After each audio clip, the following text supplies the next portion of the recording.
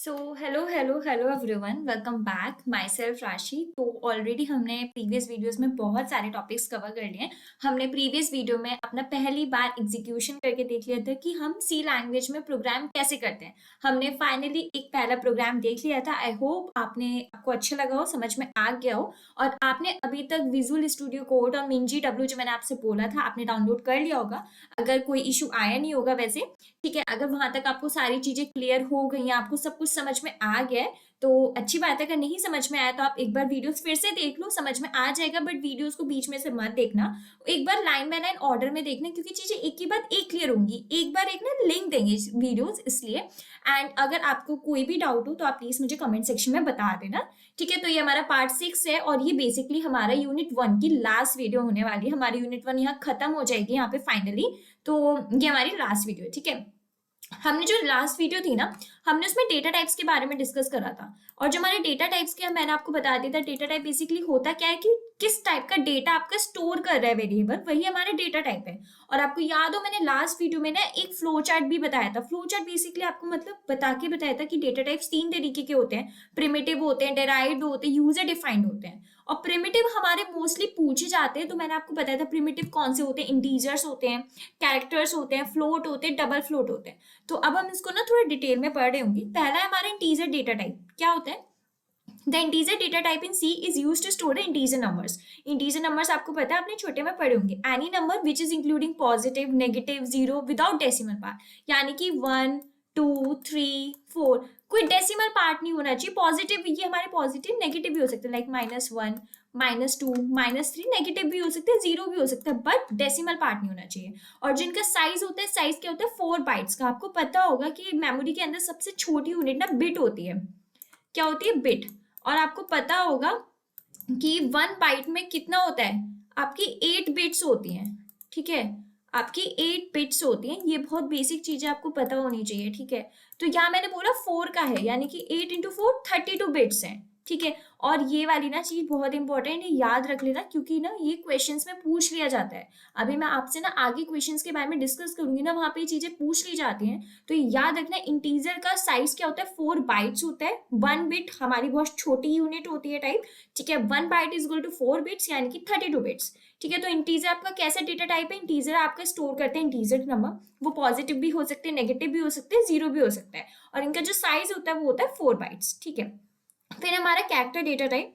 Character data type allow its variable to store only a single character. ये सिर्फ single character store करते हैं। Character हो गया यानी कि आपका ए, बी हो गया, सी हो गया, सिंगल कैरेक्टर स्टोर करेगा। और इसका जो साइज है वो क्या है? 1 बाइट, यानी कि 4 बिट्स है, ठीक है। इसका साइज क्या है? 1 बाइट है। इंटीजर का 4 बिट्स था, कैरेक्टर का 1 बाइट है। It is the most basic data type in C. It stores a single character and requires a single byte of memory in almost all compilers, ठीक है। ये क्या करते हैं? सिंगल कैरेक्टर स्टोर करते हैं और सिर्फ single byte of memory require होती है। अब आता है third, float data type. In C programming, float data type is used to store a floating point values. Floating point values मैंने आपको बताया था, डेसिमल वाली values. Float in C is used to store decimal and exponential values. It is used to store a decimal numbers with floating point value with single precision. Single precision मतलब like 1.2 ये store करेगा, 3.5 ये store करेगा, आपको हो गया 4.7। इस type के आपके फ्लोट डेटा टाइप होते हैं, फ्लोटिंग नंबर्स होते हैं, यानी कि आपके ये टाइप के जो नंबर्स होंगे ना वो स्टोर कर लेगा आपका फ्लोट डेटा टाइप, ठीक है। तो यानी कि आपका जो होता है इंटीजर 4 बिट्स का होता है, कैरेक्टर 1 बाइट का होता है, फ्लोट आपका जो होता है वो भी आपका 4 बाइट्स का होता है, लाइक इंटीजर की तरह होता है। और ये सिर्फ डेसिमल और एक्सपोनेंशियल वैल्यूज करता है। डेसिमल वाली भी कौन सी? सिंगल प्रिसिशन वाली, लाइक 1.2 हो गया, 3.4 हो गया, 5.7 हो गया, ठीक है। डबल डेटा टाइप क्या होता है? Double data type in C used to store a decimal number with floating point value with double precision. It is used to define a numeric value which hold numbers with decimal value in C. और size क्या होता है? 8 bytes, यानी कि 8 into आपके उसमें होता था, यहाँ मैंने बताया था ना आपके 1 byte is equal to 8 bits, यानी कि 8 इंटू 8 64 बिट्स ये स्टोर करता है double data type. Double data type आपके कितने? 64। और ये कैसे नंबर स्टोर करता है? लाइक डबल प्रिसिशन वाले, यानी कि 3.22, 7.41, ठीक है, 6.52, ये इस टाइप के डेटा स्टोर करता है। यानी कि आपके जो इंटीजर होते हैं वो इंटीजर नंबर स्टोर करते हैं। कैरेक्टर जो होता है आपका सिंगल कैरेक्टर स्टोर करता है, 1 बाइट का होता है, और जो इंटीजर होते हैं 4 बिट्स के होते हैं। फ्लोट जो होते हैं वो आपके फ्लोटिंग नंबर स्टोर करता है, लाइक वो सिंगल प्रिसिशन वाले, ठीक है, और इसका जो होता है साइज 4 बाइट्स होता है। डबल जो होते हैं इनका साइज 8 बाइट्स होता है, और ये डबल प्रिसिशन वाले नंबर स्टोर करते हैं, ठीक है। अब हम आ रहे थे next void data type. The void data type in C use to specify that no value is present. मैंने पहले भी बताया था वॉइड मतलब खाली, यानी कि ये उस टाइप का डेटा स्टोर करते हैं जिसमें कोई भी वैल्यू ना हो। It does not provide a result value to its caller, it has no values and no operations, it is use to represent nothing. Void मतलब खाली यानी कि कुछ भी नहीं। तो मैंने यहाँ फिर से बता दिया, ये इंपॉर्टेंट है, बार बार बोल रही हूँ, प्लीज नोट डाउन कर लेना कि जो इंटीजर का साइज होता है वो 4 बाइट्स होता है, कैरेक्टर का 1 बाइट है, फ्लोट का भी 4 है, एंड डबल का 8 बाइट है, क्योंकि क्वेश्चन अभी आपको आगे आएंगे। देखो इस टाइप के क्वेश्चंस आते हैं। Question 1, define data types in C. Data types क्या होते हैं? Discuss the primitive data types in terms of memory occupied, format, specifier and range. Primitive data integer character हो गए, मेमोरी कितनी ऑक्युपाई करते हैं, क्या फॉर्मेट होते हैं, लाइक जो आपको पता है कैसे डिफाइन करते हैं, जो मैंने आपको ऑलरेडी वेरिएबल्स में बता दिया था, और उनकी रेंज कहाँ कहाँ तक है। एक्सप्लेन न्यूमरेटेड डेटा टाइप, अभी हम पढ़ेंगे आगे। डिफरेंशिएट स्ट्रक्चर विद यूनियन, ये 2 क्वेश्चन अभी हम आगे पढ़ेंगे, नीचे आपको दिख भी रहा होगा, हम पढ़ेंगे अब इन्यूमरेशन इन सी। तो ये 2 क्वेश्चंस मोस्टली पूछे गए हैं, सबसे ज्यादा वाले ये क्वेश्चन पूछे जाते हैं, डिफरेंशिएट स्ट्रक्चर विद यूनियन, ठीक है। Write the fundamental data type in C programming and its range. अब आपको डेटा टाइप समझ में आ गए, उनकी रेंज क्या होती है, प्रिमिटिव डेटा टाइप्स क्या होते हैं, उनकी क्या क्या मेमोरी ऑक्युपाइड होती है, सब कुछ आ गया होगा, ठीक है। अब हम पढ़ेंगे इन्यूमरेशन और एनम इन सी। जो वाला क्वेश्चन है ना, एक्सप्लेन इन्यूमरेटेड डेटा टाइप, वो क्योंकि जो आपके इन्यूमरेटेड डेटा टाइप ना user defined derived data types में से है, ठीक है, जो कि प्रिमिटिव और बिल्टिंग की मिक्सड अप से आया है। ओके, आपको अगर आपने नेक्स्ट वो जो प्रीवियस वीडियो थी अगर आपने देखी होगी, वहाँ मैंने बहुत अच्छे से लास्ट में क्लियर करा है वाला कॉन्सेप्ट, आप एक बार देख लेना, चीजें क्लियर हो जाएंगी, ठीक है। इन्यूमरेशन इन सी क्या होता है? Enumeration is a user defined data type in C, it is mainly use to assign names to integral constant. ये क्यों यूज होता है? जिससे आप नेम्स को नेम उनको असाइन कर पाओ जो इंटीग्रल कांस्टेंट्स होते हैं, यानी कि इंटीग्रल मतलब इंटीजर जो कांस्टेंट होते हैं उनको नेम डिफाइन करने के लिए इन्यूमरेशन की यूज होता है। The names make a program easy to read and maintain, यानी कि आप अगर कुछ को स्पेसिफाई नेम डिफाइन कर दोगे ना, आप उसको इजीली पढ़ पाओगे, समझ पाओगे, और प्रोग्राम में ना समझ में आती है, ठीक है। तो इन्यूमरेशन आपका यूजर डिफाइंड डेटा टाइप है, ये इसलिए यूज होता है जिससे आप उनको नेम असाइन कर पाओ, किनको? इंटीग्रल कांस्टेंट को। ये मैंने ना एक फ्लो चार्ट से समझाया है, देखो। डिक्लेरेशन, एनम कीवर्ड यूज करा जाता है, इसको डिक्लेयर कैसे करते हैं? एनम को सिर्फ एनम कीवर्ड यूज किया जाता है। एनम का वेरिएबल डेज ऑफ वीक या कुछ भी हो सकता है। अब आपने यहाँ सारे डेज ऑफ वीक लिख दिए, Sunday, Monday, Tuesday, Wednesday, Thursday, Friday, Saturday, यानी कि इसकी स्टेट क्या है? 0 है, इसका स्टेट 1, क्योंकि 1 पर 2 3 4 5 6, तो यानी कि आपने सिर्फ यूज करा एनम का कीवर्ड, उसके वेरिएबल डिफाइन कर दिए डेज ऑफ वीक, फिर आपने उनके एनुमरेटर्स यानी कि कांस्टेंट डिफाइन कर दिए, और कांस्टेंट्स को आपने एक मीनिंगफुल नेम दे दिया, जिससे हम उसको बाद में अच्छे से मतलब अगर हमको आउटपुट चाहिए होगा पर्टिकुलरली तो हम उसको टारगेट कर सकते हैं। अब आपने क्या करा? आपने उसको इनिशियलाइज कर दिया एनम, जो कीवर्ड था, डेज ऑफ वीक जो अपने वेरिएबल का नेम था, और डे से आपने बोला अब हमें चाहिए डे वेडनेसडे। वेडनेसडे कब है? 0, स्टेट 0 पे संडे है, स्टेट 1 पे मंडे है, स्टेट 2 पे ट्यूसडे, स्टेट 3 पे आपका आएगा वेडनेसडे। यह गलत प्रिंट हो गया, ये आएगा 3rd। As state of Wednesday क्या है आपकी? 3rd है। अगर यहीं पे आपको पूछ लिया जाता डे बता दो थर्सडे का, तो डे क्या हो जाता है आपका? 4 हो जाता है, क्योंकि उसकी स्टेट क्या है? 4। तो आप समझ रहे हो कि एनुमरेशन सिर्फ क्यों यूज होता है? जिससे कि आप उनको नेम असाइन कर पाओ, ठीक है। जो आप वेरिएबल्स होते हैं ना, उनको आप आसानी से नेम असाइन कर पाओ, जिससे जो बाद में अगर प्रोग्रामर को पढ़ने और मेंटेन करने में ना आसानी हो, रीड करने में उसको आसानी हो। और आपने एक एग्जाम्पल देख भी लिया डेज ऑफ वीक का, ठीक है। नेक्स्ट क्वेश्चन जो सबसे ज्यादा पूछा जाता है, डिफरेंशिएट स्ट्रक्चर एंड यूनियन, ठीक है। तो मैंने ना ये डिफरेंस बना के रखा है। स्ट्रक्चर, पहला कीवर्ड में हम डिफरेंस देख लेते हैं। The keyword structure is used to define a structure, keyword struct use करते हैं हम अगर हमें स्ट्रक्चर को डिफाइन करना है, और यूनियन के लिए यूनियन ही कीवर्ड यूज किया जाता है। साइज का क्या मैटर है? When a variable is associated with a structure, जब हम स्ट्रक्चर के साथ कोई वेरिएबल एसोसिएट करते हैं, यानी कि अगर हम कीवर्ड यूज करें स्ट्रक्ट और उसके आगे कोई वेरिएबल डिफाइन करें, अब आपको पता है वेरिएबल क्या होता है, ठीक है। The compiler allocates a memory for each member, जितने होंगे ना कंपाइलर उनको हर एक को मेमोरी एलोकेट कर देगा, जितने उसके स्ट्रक्चर के मेंबर होंगे ना, जितने वेरिएबल के मेंबर होंगे उसको हर एक को मेमोरी असाइन कर देगा कंपाइलर। और जो साइज होना चाहिए स्ट्रक्चर का वो बड़ा होना चाहिए, इक्वल होना चाहिए साइज उसके मेंबर से, यानी कि जो साइज दे रखे ना मेंबर से, उनसे तो साइज उसका बड़ा ही होना चाहिए, बराबर होना चाहिए स्ट्रक्चर का। ये मैंडेटरी चीज है, आपको इतना रॉकेट साइंस नहीं है, आप एक दो बार इनको याद करोगे ना, समझोगे, बहुत इजी कॉन्सेप्ट है, बहुत इजी लैंग्वेज में लिखा गया, आपको समझ आ जाएगा, ठीक है। यूनियन क्या है? When a variable is associated with a union, जब वेरिएबल यूनियन के साथ एसोसिएट होगा, the compiler allocates the memory by considering the size of the largest memory.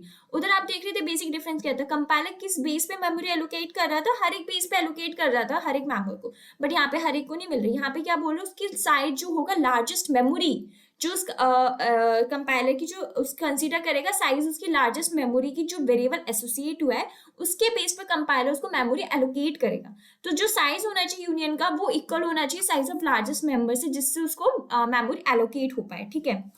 Memory, each member with in structure is assigned unique memory storage area of location, क्योंकि हर एक member को हर एक storage area मिल रहा था, हर एक memory allocate हो रही थी। Memory allocated share by individual members of unit, यहाँ तो शेयर होगी क्योंकि यहाँ पे जो कंपाइलर था सबसे ज्यादा मेमोरी किसको एलोकेट कर रहा था, ऑन द बेसिस जो उसके लार्जेस्ट मेंबर्स थे, उसकी लार्जेस्ट मेमोरी की जो लार्जेस्ट आपका जो क्लास थी ना, उसके बेस पे उसको मेमोरी एलोकेट हो रही थी।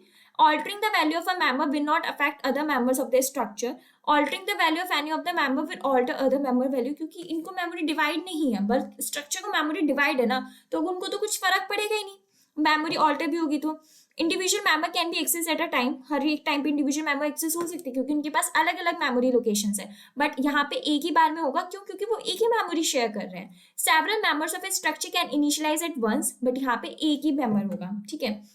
तो बहुत बेसिक सा डिफरेंस है स्ट्रक्चर यूनियन का, मेनली वही है कि उनको स्ट्रक्चर को हर एक उसको दे दी जाती है, उनको नहीं मिलती है, तो बहुत बेसिक डिफरेंस है, बहुत इजी लैंग्वेज में लिखा गया है, 5-6 पॉइंट्स है, अगर आप इनको एक बार अच्छे से और पढ़ोगे, उनको याद करोगे ना लिख के, तो अगर ये वाला क्वेश्चन आएगा ना, I'm damn sure आप ये वाला क्वेश्चन कर लोगे, इतने बड़े कोई क्वेश्चन नहीं है। आई होप आपको ना वीडियोज अच्छी लग रही हो, कॉन्सेप्ट भी क्लियर हो रहे होंगे। अब हम देखते हैं basic input and output in C. C language is standard libraries that allows input and output in a program. अब आपको लाइब्रेरीज पता चल गई क्योंकि हमने प्रीवियस वीडियो में अपना कोड दिखा था, वहाँ एक एक लाइन समझी थी, ठीक है। द studio.h और standard output library in see that has methods for input and output. Scanf, आपने प्रिंट एफ तो देखा ही था लास्ट वीडियो में। स्कैनफ क्यों यूज होता है? स्कैनफ बेसिकली जब आपको ना इनपुट चाहिए होता है यूजर से, लाइक मैं बैठी हूँ, मैं कोडर हूँ, मैं कोडिंग करना चाहती हूँ, मैं बोल रही हूँ आप मुझे कोई से भी 2 नंबर इनपुट में दो, आपने बोला हमने दिए 4 और 5, तो मैंने आपसे वो 2 नंबर इनपुट में लिए, यानी कि मैं स्कैन एफ कर रही हूँ, मैं स्कैन एफ में वो वाली चीज लिखूंगी, ठीक है। The scanf method in C reads the value from the console as per the type specified, यानी कि जो यूजर से इनपुट होता है वो मैं लूंगी scanf में। अब इसके लिखने का तरीका है, scanf यहाँ डबल कोट्स %x एंड फिर उसके बाद ये आपका ना एड्रेस ऑपरेटर यूज होता है वेरिएबल ऑफ x टाइप, यानी कि ये जो आपके यहाँ पे जो स्टोर होगा उसका क्या एड्रेस है, यानी कि आगे हम पढ़ते हैं where x is the format specified C, it is a way to tell the compiler what type of data is in a variable, यानी कि ये इसलिए यूज होता है जिससे कि आपको बता पाए कि किस टाइप का डेटा स्टोर हो रहा है, मतलब जो वेरिएबल है वो किस डेटा टाइप का है, यानी कि जो आप देख रहे हो ना ये %x, ये वो बताता है कि कंपाइलर को जो वेरिएबल है किस डेटा टाइप का है, एंड ये जो आपको एड्रेस ऑपरेटर बताता है सी में, कंपाइलर को ये बताता है कि real value of the variable stored at this address in the memory. आप बेसिकली इसको यूं समझो, देखो यहाँ पे हमने %x लिखा, ये जो %x है ये क्या डिफाइन कर रहा है, %x आपको ये बता रहा है कि ये जो वेरिएबल है किस डेटा टाइप का है, ठीक है, ये बता रहा है कि ये फ्लोट है, ये कैरेक्टर है, ये इंटीजर है, किस डेटा टाइप का, सॉरी ये जो वेरिएबल है किस डेटा टाइप का, वो आपको ये बता रहा है। जो उसके आगे एंड ऑपरेटर के बाद लिखा गया है वो ये बता रहा है कि उसके एड्रेस क्या होने वाली, वो जो जगह है ना मेमोरी में कहाँ पे होगी, कहाँ उसका एड्रेस होगा। फर्स्ट वीडियो में जब आप जाओगे मैंने बहुत अच्छे से एक्सप्लेन करा है मेमोरी वाला, आपको समझ में आ जाएगा वाला कॉन्सेप्ट, ठीक है। Printf method in C prints a value passed at the parameter wise, जो अगर आपको प्रिंट करवानी वो, लाइक स्कैनफ में %d इंट वेरिएबल, आउटपुट में printf d इंट वेरिएबल। बहुत सिंपल है, आपको ये चीज समझ में आ जाएगी कि scanf printf वर्क कैसे करता है, क्योंकि ऑलरेडी हम printf को अच्छे से देख चुके हैं और scanf मैंने आपको बता दिया, बस बेसिक खेल ये है कि वो मेमोरी वाला, मेमोरी मैंने आपको फर्स्ट वीडियो में बताई थी, ठीक है। अब कुछ कंपोनेंट्स होते हैं सी लैंग्वेज के, पहला होता है कीवर्ड्स। कीवर्ड्स क्या है, the following list show the reserved words in C. कुछ ना कीवर्ड्स रिजर्व्ड होते हैं जिनको आप यूज नहीं कर सकते एज ए वेरिएबल नेम, ठीक है। These reserved words may not be used as a constant or variables or any other identifying names. आप इनको यूज नहीं कर सकते, ऑलरेडी रिजर्व्ड है। कौन से, ये मैंने कुछ लिख दिए हैं keywords name like auto, break, case, char, const, continue, default, do, double, else, बहुत सारे होते हैं। आप अगर चाहो, आप कभी भी डिफाइन करना चाहोगे, मैंने बोला था आपसे प्रीवियस वीडियो में, वेरिएबल्स में मीनिंगफुल नेम्स होने चाहिए। आपने अगर आपने कभी भी लिख दिया ना वेरिएबल का नेम ब्रेक, तो वो एरर दे देगा, बोल देगा कि ये हम नहीं ले सकते। क्यों? क्योंकि ऑलरेडी रिजर्व्ड कीवर्ड्स हैं, आप इनको एक्सेस नहीं कर सकते हो, ठीक है। कमेंट्स क्या होते हैं? कमेंट्स है like helping text in your C program and ignore by the compiler. मैंने बताया कमेंट्स आपके वो होते हैं जिसको आप साइड में लिख देते हो, जो कंपाइलर रीड नहीं करता। कमेंट्स इसलिए होते हैं जिससे आप बाद में जब बड़े बड़े वेबसाइट्स बना रहे होते हैं, जब कोडिंग कर रहे होते हैं, आपको याद नहीं रहती ये वाली चीज हमने किधर लिखी, तो आप लिख देते हो कि हमने ये वाले जो फंक्शन ऐड करा है ना, इस चीज की वजह से ऐड करा है, जिससे आगे वाली दिक्कत ना हो, जिससे बाद में चल के कोई अगर आपके कोड पढ़ता है तो उसको पता चल जाता है, अच्छे इसने ये वाला ऐड करा है, या फिर आप खुद भी पढ़ते हो तो भी पता चल जाता है। तो कमेंट्स आपको बेसिकली हेल्प करते हैं कि आप बाद में चीजों को समझ पाओ, आपने वो वाली चीज ऐसे क्यों लिखी, तो ये कंपाइलर इसको टोटली इग्नोर कर देता है, ठीक है। और ये स्टार्ट किससे होते हैं? स्लैश से, स्टार से, फिर कुछ आप लाइन लिखोगे जो आपको कंपाइलर रन नहीं करेगा, और फिर उसी से एंड हो जाता है। तो बेसिक है कमेंट्स, ठीक है।